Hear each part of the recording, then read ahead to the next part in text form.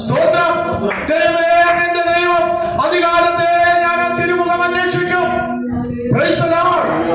എല്ലാ സമയത്തേക്കാളും എല്ലാ സമയം പ്രാർത്ഥിക്കുന്നല്ല എന്ന് ഞാൻ പറയട്ടെ.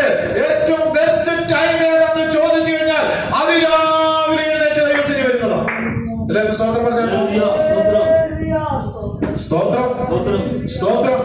പിന്നെ പ്രാർത്ഥിക്കാൻ ഓർത്ത് സമയം തള്ളി രാത്രിയാകുമ്പോ ഉറക്കം വന്ന് കർത്താവ് നീ സകലം അറിയുന്നത് ഞാൻ ഇതാ കിടക്കുന്ന ഒറ്റ ഉറക്കമായിരിക്കും. അല്ലേ മോളെ? സ്തോത്രം. അതിരാവിലെയുള്ള സമയം is a precious time. We can spend in the time of God with the prayer and meditation.